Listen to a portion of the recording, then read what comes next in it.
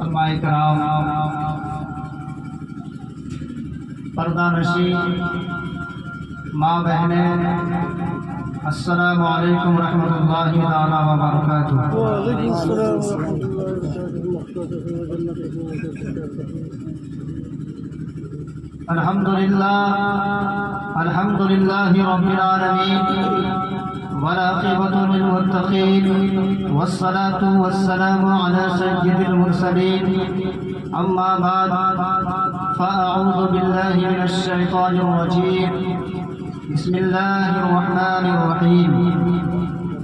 ان الصلاة تنہی عن الفحشاء والمنکر، صدق اللہ العظیم، وبلغنا على رسوله النبي الأمين المتين المبين المعين الكريم، ونحن على ذلك من الشاهدين والشاكرين، والحمد لله رب العالمين۔ ماشاء اللہ۔ معزز سامعین اکرام، میں بڑی تیزی کے ساتھ کچھ گفتگو، کچھ نقشائی آپ کے سامنے بیان کرنے کے لیے حاضر ہوا ہوں۔ ہمارے بھائی بہن گرامی اور آپ کے خطیب و امام حافظ و قاری توحید صاحب تشریف رکھتے ہیں، ساتھ ہی ساتھ مولانا شہاب الدین صاحب فیضی، ان علماء دین کے سہارا لیتے ہوئے، دعاؤں کا سہارا لیتے ہوئے میں آپ لوگوں کے حاضر کچھ باتیں لب کشائی کرنے کا شرف حاصل کروں گا۔ آئیے کچھ سننے اور سنانے سے قبل بارگاہ رسالت میں درود پاک کا نذرانہ پیش کریں، پڑھے بآواز بلند، اللہ رب محمد صلی اللہ علیہ وسلم، نحن عباد محمد صلی اللہ علیہ وسلم، صلی اللہ تعالی علیہ وسلم۔ میں نے اصلاح کے طور پر اپنا عنوان، اپنا موضوع نماز کو بنایا ہے۔ اس لیے بنایا ہے تاکہ آپ کی اصلاح ہو جائے۔ آج ہم ہر ایک چیز دنیا میں کر لیتے ہیں، لیکن جو سب سے اہم فریضہ ہے، جو سب سے اعلیٰ عبادت ہے، جو تمام عبادتوں میں سب سے اعلیٰ ہے، جو تمام عبادتوں میں سب سے افضل ہے، وہ نماز ہے۔ یاد رکھیں، آپ لوگ ضرور سوچتے ہوں گے کہ ہر وقت امام لوگ نماز کے بارے میں کیوں بیان کرتے ہیں، لیکن یاد رکھیں، آپ کو میں بتلا دوں، جب ہم اس دنیا پانی سے پوچھ کر کا شرف حاصل کیا ہے، اللہ رب العزت قرآن مقدس میں ارشاد فرماتا ہے، ان الصلاۃ تنہی عن الفحشاء والمنکر، کہ بے شک نماز بے حیائی اور برے کاموں سے، بری باتوں سے روکتی ہے۔ کچھ لوگ پد کو لے کر کے، کرسی کو لے کر کے، یا کچھ لوگ آفس میں کاموں میں بزی ہونے کے کارن نماز چھوڑتے ہیں۔ یاد رکھیے، حدیث پاک میں ہے کہ جو شخص کرسی کی خاطر، اور رسول کریم صلی اللہ علیہ وسلم نے حدیث پاک میں ارشاد فرمایا کہ نماز چھوڑنے والوں کے جہنم کے دروازے پر نام لکھ دیا جاتا ہے۔ جو انسان، جو مسلمان نماز چھوڑتا ہو، یہاں تک ہی نہیں، حدیث پاک میں ارشاد فرمایا کہ جو شخص جان بوجھ کر نماز چھوڑتا ہو، اس کے لیے جہنم میں ایک عقبہ جلایا جاتا ہے۔ عقبہ کہتے کسے ہیں؟ ایک عقبہ 80 سال کا ہوتا ہے، اور جہنم کا ایک دن 10,000 سال کا ہوتا ہے۔ بے شک بے شک۔ جب اس کو گناہ کیا گیا تو ہمارے علماء مشائخ میں جب اس کو گناہ کر کے نکالا گیا تو 2,88,00,000 سال تک جہنم میں جلایا جاتا ہے۔ کس انسان کو؟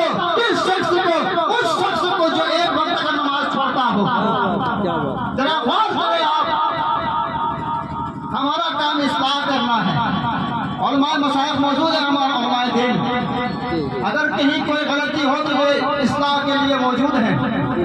ان لوگوں کو دعاؤں کا سہارا لیتے ہوئے میں عرض کر رہا ہوں کہ ایک وقت کا نماز چھوڑنے پر اتنی بڑی سزا دی گئی ہے. اللہ کے پیارے حبیب نے ارشاد فرما دیا کہ 2,88,00,000 سال تک تمہیں جہنم میں جلایا جائے گا. آپ کو میں بتا دوں کہ اللہ تعالیٰ نے جو جہنم کی جو آگ کو پیدا کیا، جو بنایا ہے، ہزاروں سال لہکایا ہے. جب ہزاروں سال لہکایا گیا تو اس آگ کی کلر سفید ہو گئی. پھر اس کو کئی سال تک لہکایا گیا، فرشتوں کو حکم دیا گیا. پھر اس آگ کو کئی سال لہکاتے اس کا کلر سرخ ہو گیا، لال ہو گیا. پھر اس کو کئی سال تک لہکایا گیا. لہکاتے اس آگ کا جو کلر ہے، جو رنگ ہے، اس آگ کا جو کلر ہے وہ کالا ہو گیا، سیاہ ہو گیا. حدیث پاک میں ہے رسول کریم صلی اللہ علیہ وسلم نے ارشاد فرمایا کہ جہنم کی آگ کو اگر اس دنیا میں سوئی کے کونے کے برابر بھی اگر اس دنیا پانی میں ڈال دیا جائے تو یہ پوری دنیا جل کر کے راکھ ہو جائے گی. اللہ اکبر کبیرہ. ذرا غور کریں مسلمانوں، کیا ہم کتنے وقت اپنے مسجد تک جاتے ہیں؟ الحمدللہ یہ محفل ہے، ماشاءاللہ، اللہ کا شکر ہے کہ جہاں ذکر حبیب ہوتا ہے وہاں خود خدا بھی قریب ہوتا ہے. یہی بھیڑ اگر مسجد میں نظر آئے خدا کی قسم ہماری زندگی بھی سنورتی ہوئی نظر آئے گی اور ہمارا آخرت بھی سنورتا ہوا نظر آئے گا. یہی تک نہیں بلکہ حدیث پاک میں فرمایا گیا کہ جہنمیوں کو جو زیور پہنائے جاتے ہیں، جو زیور جو پہنایا جائے گا، اس زیور کا ایک کڑی اگر دنیا کے بڑے سے بڑے پہاڑ میں اگر رکھ دیا جائے تو وہ پہاڑ ریزہ ریزہ ہو جائے گا اور وہ زنجیر زمین میں دھستی چلی جائے گی. اللہ اکبر کبیرہ. ذرا سوچیے آپ کہ کس راہ پہ جا رہے ہیں، آپ کیا کر رہے ہیں. آپ جو سب سے فریضہ قرار دیا گیا ہے آج اسی چیز کو ہم بھول چکے ہیں. یاد رکھیے، اس کو ہلکے میں نہ لیجیے گا. قرآن پاک میں اللہ رب العزت نے خود فرما دیا ہے یہ جنتی لوگ جو جنت میں جب جائیں گے، کون جائیں گے؟ نمازی حضرات جائیں گے. کون جائیں گے؟ جن کا کردار اخلاق اچھا ہوں گے. وہ جنتی لوگ جب جنت پہنچیں گے، جنت میں جا کر کے عرض کریں گے کہ ہمارے فلاں بن فلاں کہاں ہے، ہمارے درمیان میں کیوں نہیں ہے. وہ کھوجیں گے وہاں پر دنیا میں جو ہمارے ساتھ بیٹھ کر کے باتیں کیا کرتے تھے، گفتگو کیا کرتے تھے. جنتی لوگ آپس میں مشورہ کریں گے. مشورہ کرنے کے بعد اپنے رب سے فریاد کریں گے، اے میرے رب، اے میرے پروردگار، جو دنیا میں ہمارے ساتھ بیٹھا کرتے تھے، ہمارے بھائی تھا، ہمارا باپ تھا، ہمارا چچا تھا، جو کوئی ملا وہ جنتی انسان اپنے رب سے فریاد کرے گا. رب سے فریاد کرے گا.